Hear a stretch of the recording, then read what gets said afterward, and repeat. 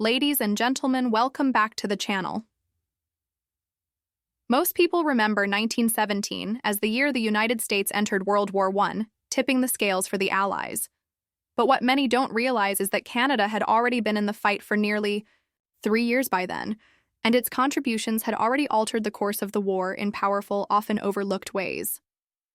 From the muddy trenches of Ypres to the heights of Vimy Ridge, Canadian soldiers weren't just holding the line, they were pushing it forward. But it wasn't just on the battlefield. Canadian doctors pioneered life-saving medical techniques. Military strategists helped shape Allied tactics, and ordinary Canadians at home raised money, sent supplies, and supported a war effort that would define the nation's identity. This isn't just a story of bravery. It's a story of innovation, resilience, and sacrifice that deserves far more attention. In this video, we'll uncover how Canada's role in World War I helped save thousands of lives and change the trajectory of the war long before America arrived. When Britain declared war on Germany in August 1914, Canada, still a dominion of the British Empire, was automatically pulled into the conflict. There was no national debate or independent decision. Canada was at war the moment Britain was. But instead of resisting this call, Canadians rallied. A wave of patriotic fervor swept the country, and tens of thousands volunteered almost immediately. Many saw it as a chance for adventure. Others felt loyalty to the empire, and some believed it was their duty to fight for freedom and justice. In response to the outbreak of war in August 1914, the Canadian government moved swiftly to organize a military force capable of supporting Britain on the European front. This led to the creation of the Canadian Expeditionary Force, CEF, a full-scale national military formation built from the ground up. At the time, Canada did not have a large standing army, so the mobilization effort was extraordinary, both in scale and speed. Recruitment centers opened in cities and towns across the country, with thousands of men from all walks of life, farmers, clerks, laborers, recent immigrants, lining up to enlist. The motivations varied: loyalty to Britain, the promise of steady pay, a thirst for adventure, or the belief that the war would be over quickly and gloriously. Training camps like Valcartier in Quebec were rapidly established to prepare this influx of volunteers. Valcartier alone processed and trained tens of thousands of troops in a matter of weeks. Soldiers drilled with outdated weapons, slept in tents, and endured grueling physical routines to prepare for the harsh conditions of modern warfare. Despite early logistical challenges, the energy and urgency of the effort reflected how seriously Canadians were taking their new role on the world stage. By October 1914, over 30,000 troops were ready to deploy, forming what was, at that time, the largest contingent of volunteers from any British colony or dominion. These men sailed to Britain, where they continued training under more seasoned British officers. But they were not simply auxiliary troops meant to fill gaps in British ranks. As the war progressed, the Canadian Expeditionary Force began to distinguish itself with its own command structure, tactics, and reputation for effectiveness and toughness in battle. The formation of the CEF marked a turning point in Canadian military history. It demonstrated that Canada was not merely a passive appendage of the British Empire, but a nation with its own identity and capability. The CEF would go on to play a decisive role in several key battles and earn a reputation as one of the most effective fighting forces in the Allied campaign. This initial mobilization effort laid the groundwork for Canada's transformation from colony to respected global actor, and for the forging of a national identity shaped by sacrifice, resilience, and courage in the crucible of war. The Second Battle of Ypres in April 1915 marked Canada's first major engagement of the First World War, and it would become one of the most harrowing chapters in Canadian military history. Located in Belgium, Ypres was a critical point on the Western Front. When German forces launched an offensive there, they introduced a terrifying new weapon that changed the nature of warfare forever: chlorine gas. It was the first large-scale use of chemical weapons in modern combat, and it caught the Allied lines off guard. The initial gas attack on April 22nd created a massive gap in the French and Algerian lines. As the greenish-yellow cloud drifted across the trenches, soldiers choked, fled, or collapsed where they stood. The Germans saw their opportunity to push through and break the Allied front. But standing in their way were the inexperienced but determined soldiers of the Canadian Expeditionary Force. With barely any protection or training for such an attack, the Canadians held their ground. In a remarkable display of improvisation, soldiers soaked cloths, rags, even socks, in urine and pressed them to their faces. The ammonia in the urine helped neutralize the chlorine gas, at least enough to keep them fighting. It was a desperate makeshift solution, but it worked. Over the next several days, Canadian troops endured relentless artillery bombardments, infantry assaults, and continued gas attacks.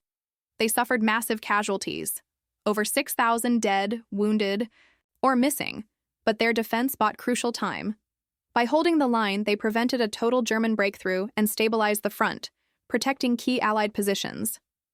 The courage and resilience shown at Ypres shocked even seasoned military observers. The Canadians, once viewed as colonial auxiliaries, had proven themselves as elite soldiers. This battle not only forged the reputation of the Canadian military, it marked the beginning of Canada's emergence as a nation defined by bravery, sacrifice, and the will to stand firm when the odds were overwhelming. In April 1917, Canadian forces achieved what French and British armies had failed to do for years.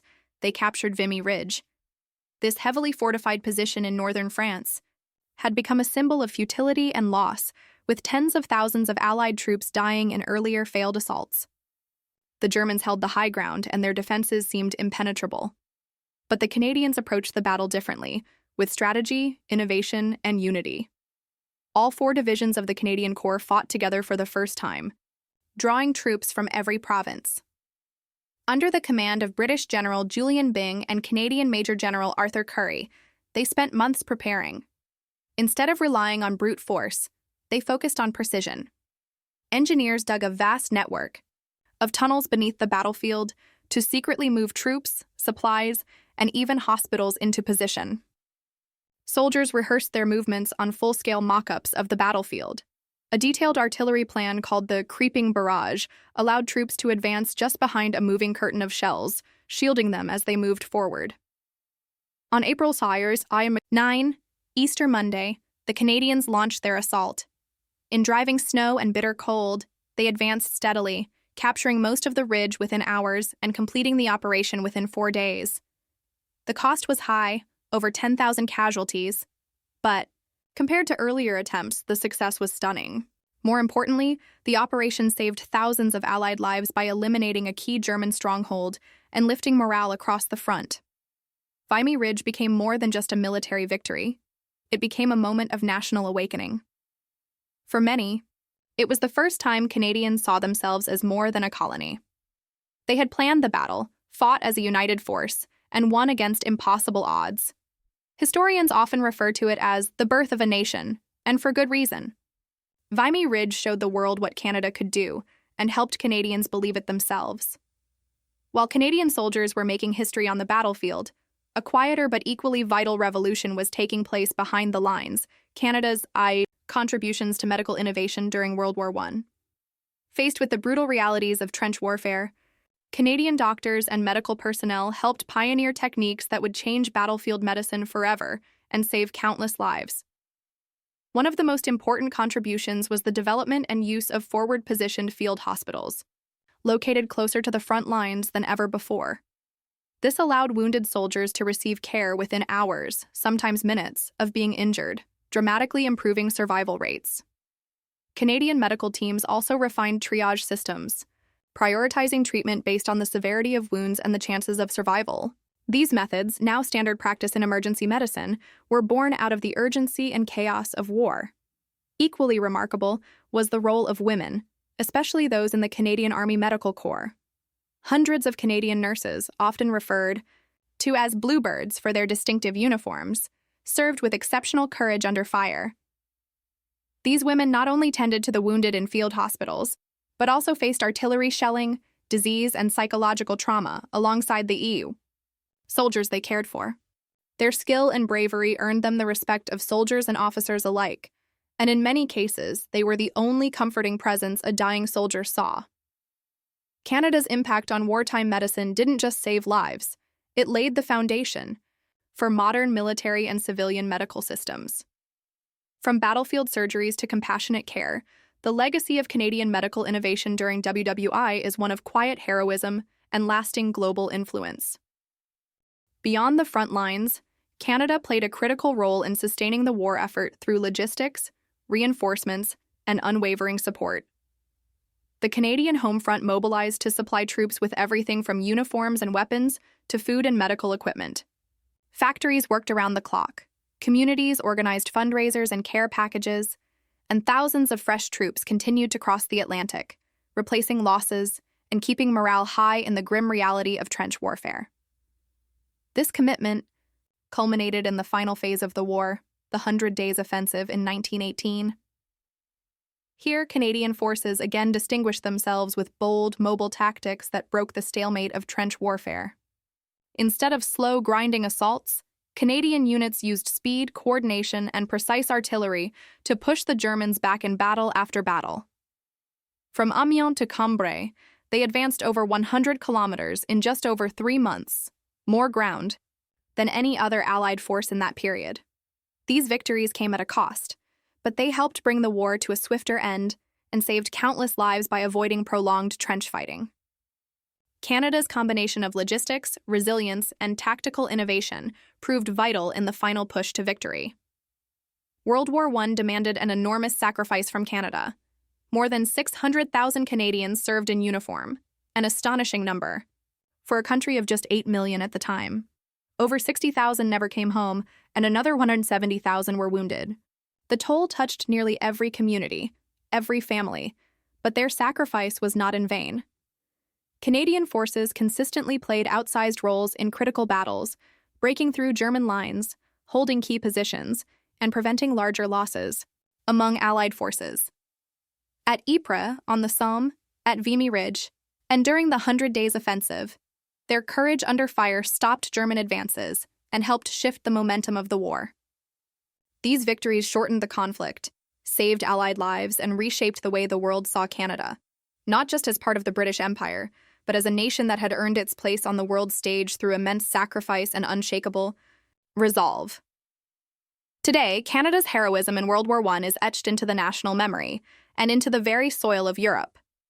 The towering Vimy Ridge Memorial in France stands not only as a tribute to those who died, but as a symbol of Canada's emergence as an independent force on the world stage. It's a place of solemn remembrance, but also of pride, a reminder that this young nation stood tall in one of history's darkest hours. Recognizing Canada's contributions reshapes how we understand the global nature of World War I. It wasn't just a European or American story.